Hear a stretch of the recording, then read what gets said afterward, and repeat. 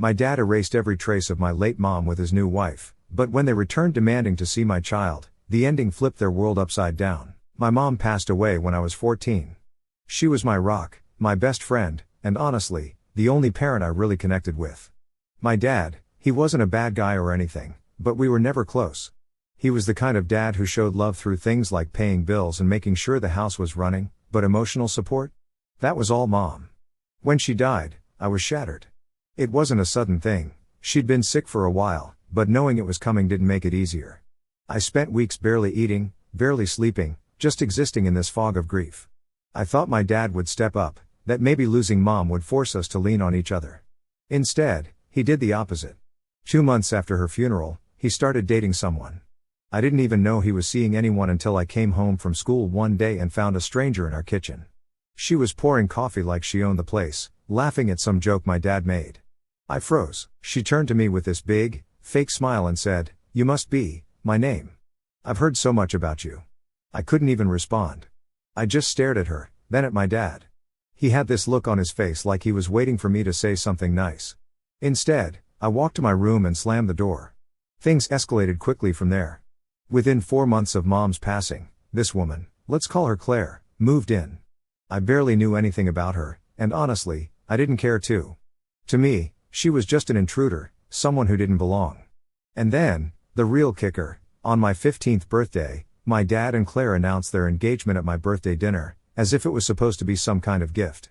I remember sitting there, staring at them in disbelief. My dad looked so happy, like he genuinely thought I'd be excited about this. Claire was practically glowing, holding out her hand to show off the ring. "Isn't this great?" my dad said. I didn't even answer. I stood up, grabbed the cake they got me, and dumped it onto the floor. "I don't want this," I said, my voice shaking. Then I walked out. I didn't go back for 2 days. I stayed with a friend, ignoring the dozens of calls and texts from my dad. When I finally came home, things were different. The first thing I noticed was that all the pictures of my mom were gone, the ones in the living room, the hallway, even the ones in the kitchen, vanished. Her stuff, too, the coat she always left by the door, the books she kept on the coffee table, the little knickknacks that made the house feel like home, all gone. "What happened to mom's stuff?" I asked. My dad barely looked up from the newspaper he was reading. "We're moving forward," he said, like that was supposed to be an explanation. I didn't let it go. I started searching the house, opening closets and drawers, trying to find anything that was hers.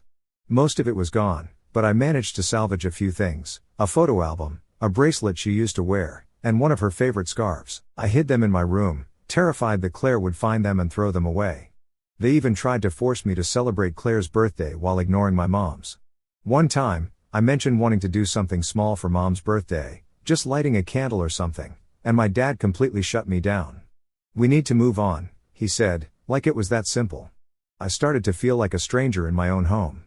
The house that used to feel warm and safe now felt cold and foreign. I avoided being there as much as I could, spending more time at friends' houses or staying late at school. By the time I was 16, I'd stopped talking to Claire altogether. If she asked me something, I'd give her a one-word answer.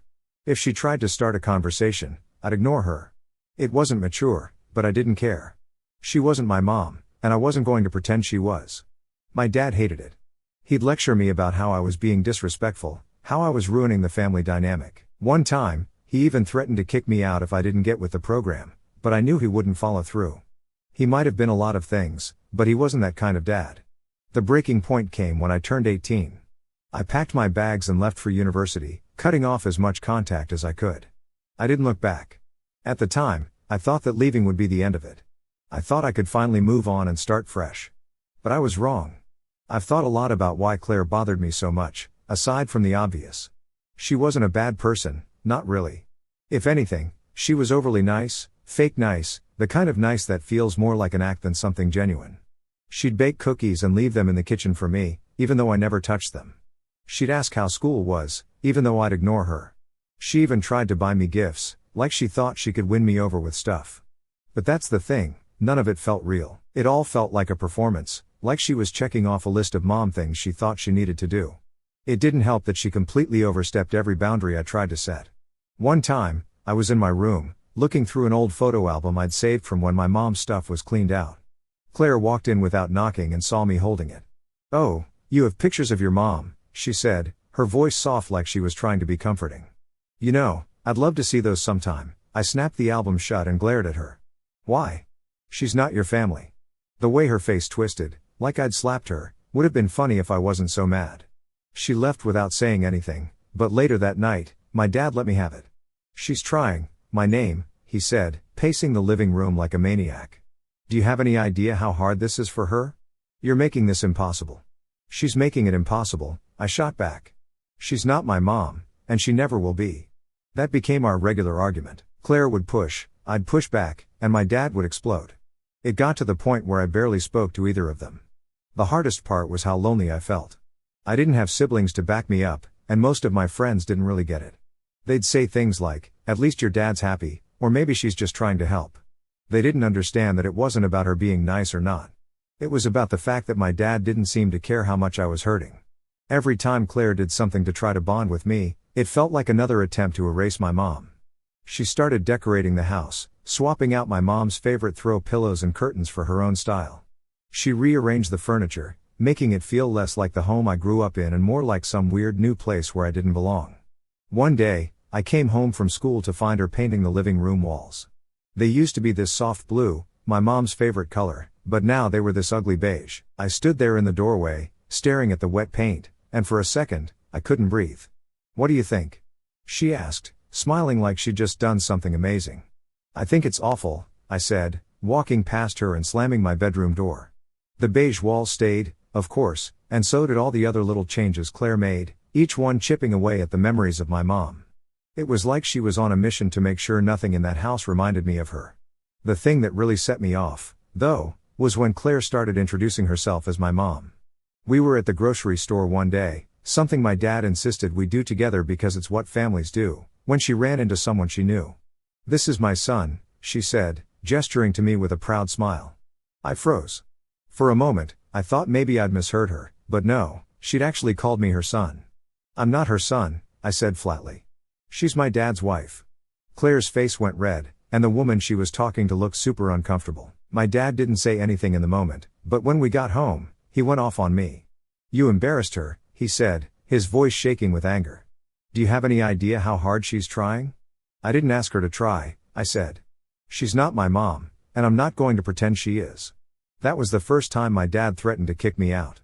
He didn't follow through, of course, but it was clear that our relationship was never going to be the same.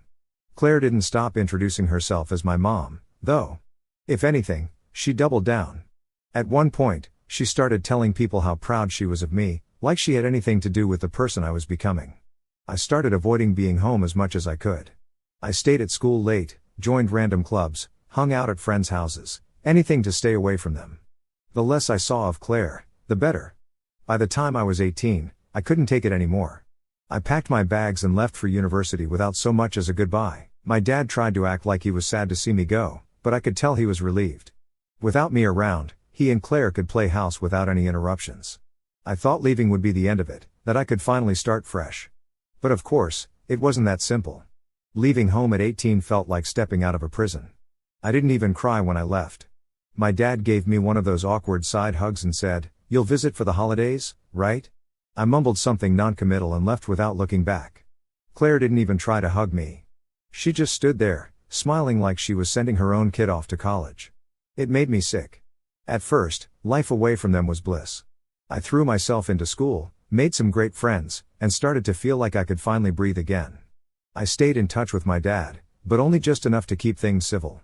I called maybe once every couple of months, and even those calls were short. I avoided talking to Claire entirely. For a while, it seemed like they'd accepted the distance. I'd get the occasional text from my dad, usually something generic like, "Hope you're doing well," or "Your stepmom says hi." But that was it, no pressure, no guilt trips. I started to think that maybe, just maybe, they were finally letting me live my life. Then I met my fiancée. We met during my junior year, and I fell hard. She was everything I didn't know I needed, smart, kind, and endlessly patient with all my baggage. I told her about my family pretty early on, and she didn't judge me for it. If anything, she encouraged me to set even firmer boundaries. "You don't owe them anything," she said. When we got engaged, it felt like a fresh start. I wasn't planning to tell my dad at all, but word got back to him through mutual acquaintances.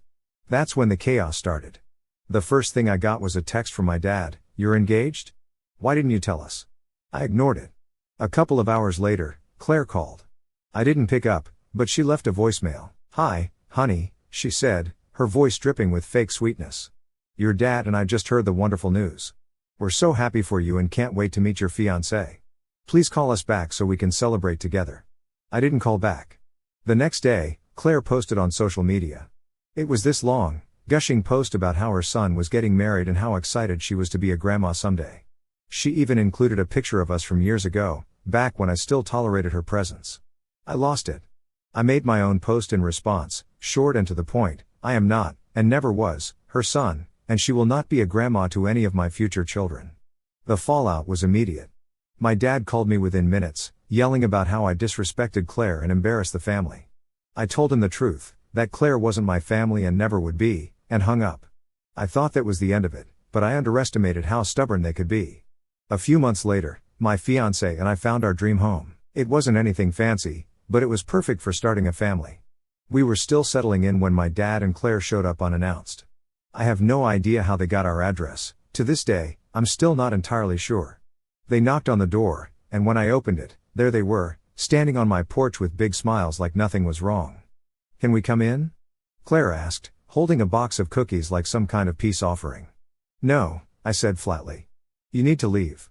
My dad tried to argue, but I didn't give him a chance. "Turn around and go home," I said, then slammed the door in their faces. I thought that would be the end of it, but a week later, I found out they'd bought a house 5 minutes away from us. 5 minutes. It felt like a nightmare. They didn't call or text to say they were moving, they just showed up one day. When I found out, I confronted my dad over the phone. "Why would you move here?" I asked, barely keeping my voice steady. "We just want to be closer to you," he said, like it was the most reasonable thing in the world. "Claire misses you, and we want to be part of your life again." I hung up. The next few weeks were tense. Every time I went out, I felt like I had to look over my shoulder. Were they watching us, waiting to run into me at the grocery store? It was exhausting. The final straw came when my fiancé and I were planning our birthing plan.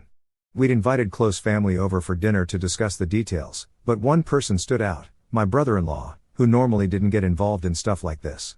He seemed nervous, fidgeting and avoiding eye contact whenever the conversation turned to my parents. Finally, I couldn't take it anymore. "What's going on?" I asked. He froze, then, after what felt like an eternity, he admitted that he'd been talking to my dad and Claire behind our backs. "They just want to know their grandchild," he said, as if that made it okay. My fiancée went ballistic. Her sister, his wife, sided with us and moved out that night, saying she couldn't stay with someone who'd betray family like that. The whole thing was a mess, but at least we found the leak. We've since locked down all our social media and changed the passwords to everything. It's not perfect, but it's a start. My dad and his wife moved 5 minutes away from us, uninvited and unwanted. That alone was bad enough, but things didn't stop there. It felt like they were determined to force themselves into my life, no matter how many times I told them no. At first, I tried to ignore them. I thought, okay, maybe they'll get bored and leave us alone. But that hope didn't last long.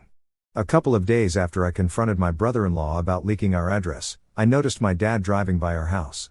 At first, I thought it was a coincidence, maybe he was just passing through, but then I saw him again. And again. It wasn't just him, either.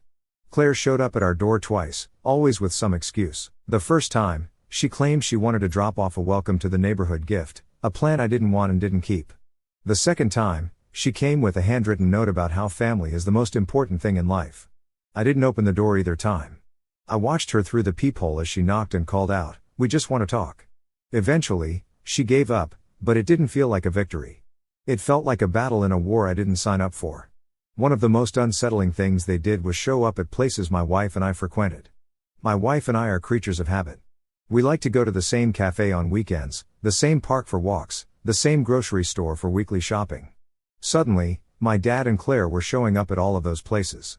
At first, I thought it was a coincidence, but how many coincidences can you have before it starts feeling intentional? One weekend, my wife and I were at the park, enjoying a quiet afternoon, when we spotted them sitting on a bench about 20 feet away. They didn't approach us or say anything, they just sat there, watching. The same thing happened at the grocery store. We were in the produce section when Claire bumped into us. "Oh, fancy seeing you here," she said, her voice dripping with fake enthusiasm.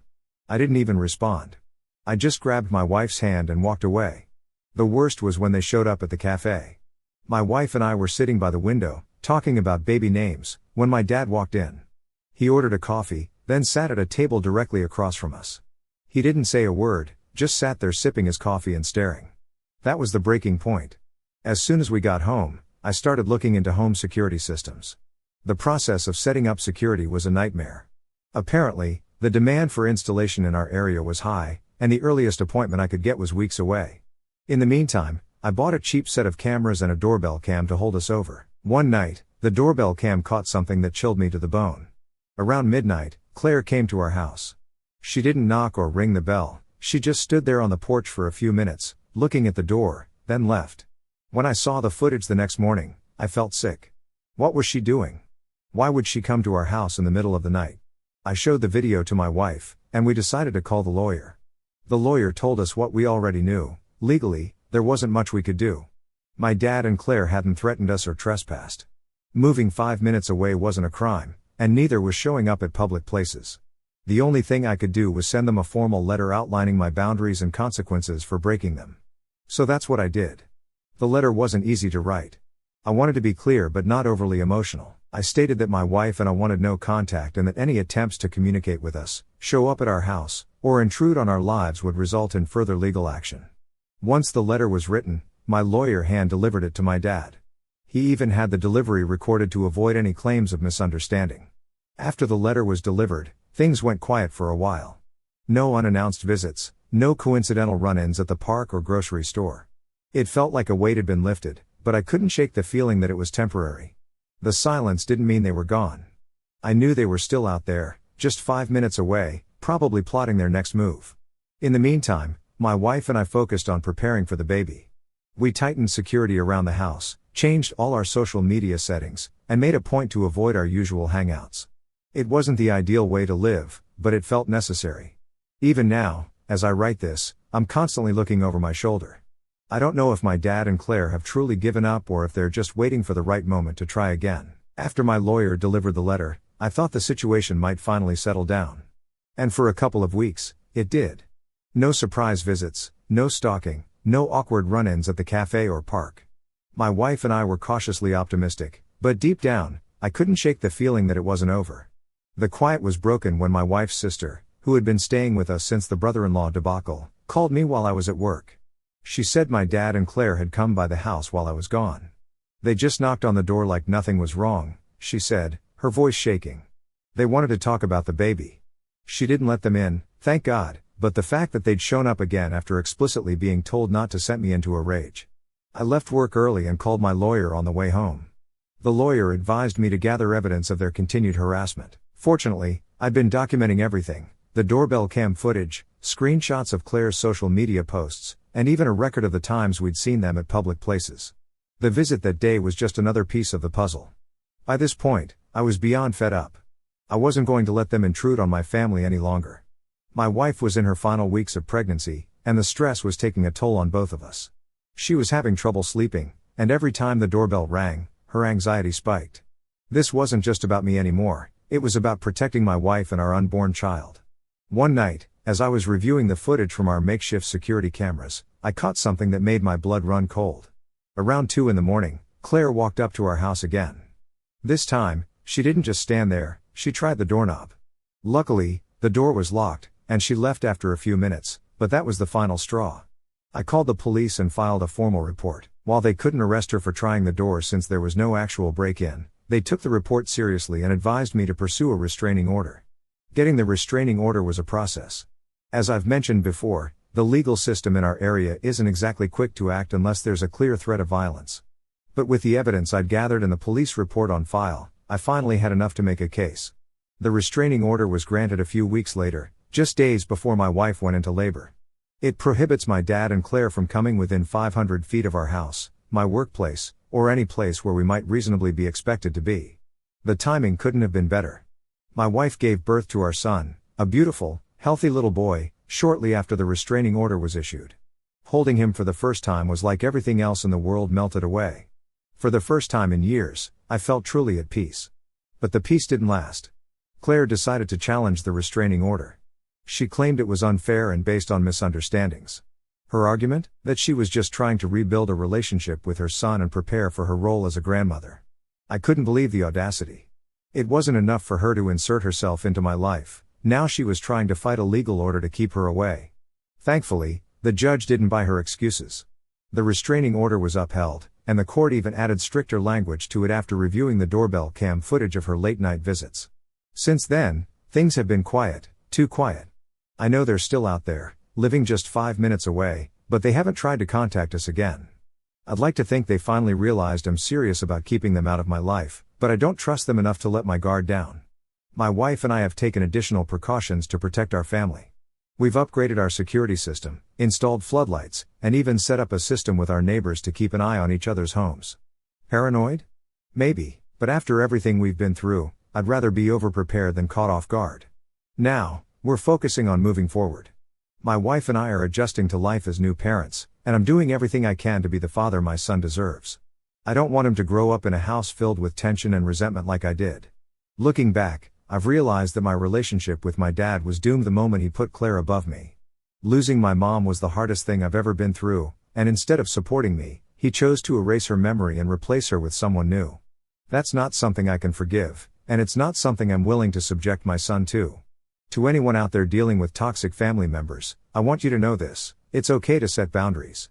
It's okay to say no. Family isn't about blood, it's about the people who love and support you unconditionally. For me, that's my wife, my son, and the small circle of people who've stood by me through all of this. My dad and Claire might share my DNA, but they aren't my family.